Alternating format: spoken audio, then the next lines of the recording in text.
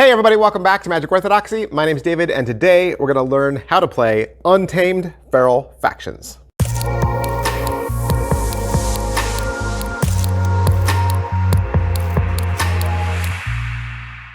Hey everybody, welcome back to the channel. It is game week once again. I know, you're confused. You're like, what's going on? Normally, this channel reviews playing cards, or it reviews magic tricks, or it does contests where it gives magic tricks and playing cards away. So what's going on? Why are we looking at board games? Well, once a year, I take 1 week out of the year. Usually it's in the summer, and I look at board games because I love playing cards, which means I like playing card games. So I like Magic the Gathering, I like Pokemon, I play Outer Rim, I play the Star Wars collectible card game, I play the Minecraft game. There's a bunch of games that I play. And so every now and then I'll pick up some random game or board game. And I like sharing that with you guys too, because this is another aspect of me. I even did a review where I showed you all the games that were on my shelf, and if there's a game in there that you're interested in, let me know, and I'll add that to the list. But today is the last day. Today's the last day. Today's Friday, and so we are done. This is the last one. Did five reviews, 5 tutorials, and I will teach you how to play, okay? I will teach you how to play, because I think that's important. So we'll talk about that, and we'll get right into it. Let's go. All right, Untamed Feral Factions from Jeremy Falger and Milan Lafur. And as you can see, I have the collector's edition, but it doesn't really matter because if you follow along, you'll be able to figure it out. Over on the side, it says it's for 2 to 3 players. Any game might take between 20 to 30 minutes and is for ages 10 and up. And really, with the age, I would say it's just, can they think strategically, right? So that would pretty much be the only requirement. Like I said, this is a deck building game where all the deck building has been done for you. So it's going to feel like Magic the Gathering or Pokemon or some of those types of deck building games, but that you don't have to collect cards or build a deck. They do all that for you. But let's open the box up and see what's inside. Beautiful graphics here on this collector's edition, and of course right in the front you get a rule book. Make sure you hang on to that. Of course, we're going to cover some basic rules, but you also want to be able to keep this close so that you can always refer to it. Inside, you're going to have the different decks that you can build from, and we'll get into that. And then we have some scoring tokens. All right, so getting started, one of the first things you might want to do is break all of the deck up into the different factions. And the factions are up here in the corners, and that's the way you can tell which cards belong to which cards. For instance, this faction is the Chameleons. They gain different effects as they play multiple cards in a turn. This is the Crocodile faction. They use the Last Words abilities and trigger them multiple times. The Fox faction, they're sneaky, manipulative, and they attack values as well as their own deck. Here are the Pandas. They're merchants, and they focus on stronghold abilities and producing extra support. This is the Rabbit faction. They're dutiful, and they overwhelm their foes but remain flexible with their arrive abilities. This is the Raccoon faction. They're tinkering, and they protect your other animals and increase their attack power in the process. The Rat faction, they're very versatile, and they prefer playing and interacting with low-cost animals. This is the Rhino faction. They're powerful and manipulative, and they damage tokens and generate a lot of fury. And lastly, the Tigers. They're fierce, and they defeat other animals to grant them a bonus. So once you have all the cards separated like this, you're going to take turns deciding who gets which faction, and each player is going to take 3 to build their deck. So first you decide who goes first, and the first person would say pick these, and they would pull them aside, and then the next player would pick the faction they want, and then the next person would pick the faction they want, and then it would go around again until every player had 3 factions. And then you're going to take those cards and shuffle them together, and that is your deck. So for instance, my deck is going to be made up of tigers, rhinos, and rats. All right, let's break the cards down just by showing you one different faction so you can see all the different card types. This first card type is animal. Of course, these are going to be your warriors, your fighters. You get one mythic animal per faction. These are all item cards. Of course, they're going to play like item cards, so you know what item cards are. And the last card that you get as a single card is a stronghold. These are your bases. And you're going to get one stronghold per faction. So the first thing you want to do is you want to find all 3 of your strongholds, right? One from each faction. And you're going to decide which stronghold you would like to start with. So let's look at the breakdown of the card. This large blue icon, this is the power cost.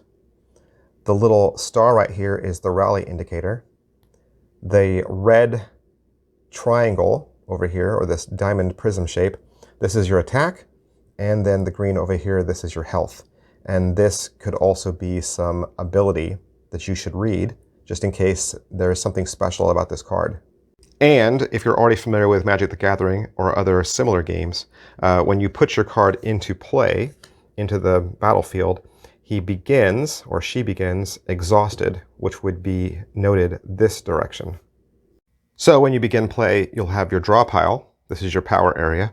And you'll have your strongholds. Now you won't have them stacked like this. You can just have the one showing on top. I'm just showing you how I have them laid out. So your strongholds will go in this order, and these are your 3, we'll call them bases, okay? But this is also how you win and lose. So you win the game by destroying all 3 of your opponent's strongholds. Now in my set, there are also 2 extra cards. One is the keywords, and that lets you know what some of the words on the cards mean, so that you know how to do gameplay. And the second card is a turn phase, or a how to play card that you can use to serve as a reminder. Player number 1 is going to draw 8 cards, and player number 2 is going to draw 9 cards. If you don't like your opening hand, you can perform a mulligan once, and then reshuffle your deck. And the next step is each player is going to place 1 card off to the side in their support area, which is located to the right of their stronghold. All right, let's look at gameplay. You and your opponent take turns playing animal and item cards and attacking with your animals until one player wins the game. Your turn consists of 2 phases, the main phase followed by the upkeep phase. Once you have completed your upkeep phase, the other player starts their turn. In the main phase, you can play a card, attack with an animal, play a card as power that you can do once only per turn, use your stronghold ability, which you can do once per turn, or pay 2 power to draw an additional card. You can do that once per turn. And you can do any one of those actions in any order. Then you're going to move to the upkeep phase, and you have to do these in the following order. Turn all of your exhausted cards to their ready position, draw 2 cards from the top of your deck, and place 1 card from your hand face up into your support area. So a typical play area might look like this. These are the cards in play, right? This is my warrior who's ready to attack a stronghold, or he's going to attack another animal. This character right here, he's exhausted. This is my mana area, or my power area. So these are the power cards that I've exhausted in order to play this card. These are my strongholds, ready to go. And this is my support area. And the great thing about this game is that cards don't really ever get discarded so much as they just get recycled. So these face down cards over here, they've become my power. They enable me to pay for, to put these characters out. And then these cards over here become support, and we'll get into both of these so that you can understand gameplay a little better. Obviously, what I want to do is I want to get characters out into play. I want to fight. I want to do battle, right? I want to attack other characters and attack their strongholds. So how do I pay their resource cost to get them out? Well, I have to have cards over here in my power area. And so once per turn, I am moving cards from my hand to the power area in order to build this up so that I have mana, or that I have power to spend in order to put these cards out.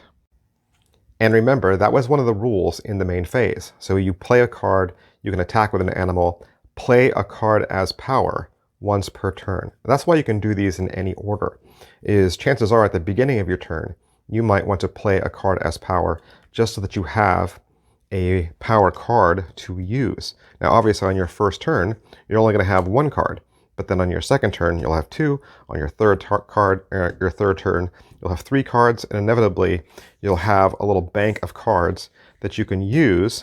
And obviously, as you spend them, you'll exhaust them, right? So to put this guy out, I only need 2. So I would exhaust 2 cards here, and then I'm able to put him out into play. And of course, once he goes out into play, he goes out into play as exhausted until my upkeep phase, when I'm going to turn all my exhausted cards to their ready position. All right, so that takes us to this area over here, the support area. How do you get cards over here into support? Well, if you remember from the upkeep phase, you can place 1 card from your hand face up into your support area. So cards in your support area can be used to pay for support costs. So even though I'm pulling this from support, let's say this card was in your hand. Right here where it says arrive, you may pay 2, and that indicator right there, that paw print, is support. You pay 2 support to move up to 2 damage from an animal to another animal. So support costs get paid for by this section. So just to repeat, this area right here, this is your power area, and you use this to pay for putting cards into play. This is your support area, and you use this to pay for the support abilities. So let's look at combat. Combat is pretty straightforward. It's pretty much exactly what you would think. It can only be done by 2 characters that are both in the ready position. You can also use your characters to attack a stronghold. So just like you would expect, let's flip these around so you can see them. You're going to attack with your red number and defend with your shield. Now obviously if your attack is higher than their shield, they're defeated. But let's just say this bunny had more than the jungle prowler, okay? And this isn't the right token, but let's just say. So he's attacking with 3, right? So he would inflict 3 damage. And if this was, say, a 4, right? The bunny would still stay in play, the damage token would still stay in play, but now we would understand that their damage was only 1. So tokens stay in play for as long as the person who was attacked is still alive. And you may attack as often as you like, so long as you have ready animals to attack with. The other tokens that you can use are the blue ones, and these are the Fury tokens, and they look like, well, what they are. They add to your character, and so if he's a 4, then he is a +1, and you would know that from cards that would change his character type. Also during your attack phase, don't forget that you can use your Strongholds ability 1 time per turn. So this can also act as a heal or a defense or an attack mechanism as well. So don't forget to use your Stronghold ability. And like I said, the object of the game is to destroy your opponent's strongholds. So obviously your characters can attack the stronghold. So again, let's just say this attack 4 is going into a 9. Obviously it doesn't completely destroy it. So you would place 4 damage tokens on this stronghold. An interesting mechanic that happens when your stronghold is destroyed, let's say this was your first stronghold that was destroyed, you would destroy it, right? Which means it's completely out of play. Cards that are destroyed go into a real discard pile, you don't use them again. But let's say this was your first one, you would draw 1 card from your draw pile into your hand. When you lose 2 strongholds, you will draw 2 cards into your hand. And this is where that recycling effect comes into play again. So let's just say our jungle prowler was defeated in combat. They would go into your support pile, or any cards that you are discarding. Cards that you're discarding, cards that are defeated, go into support. So they're not really out of play. They can still be used in this kind of neat game mechanic that this and this employs. And really, that's how to play the game.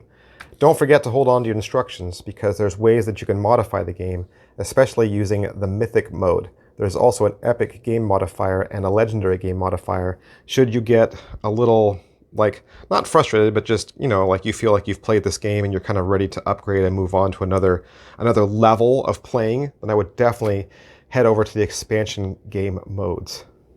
All right, that was Untamed Feral Factions. I believe I got the collector's edition from Kickstarter, but I'm pretty sure you can pick this up pretty much anywhere.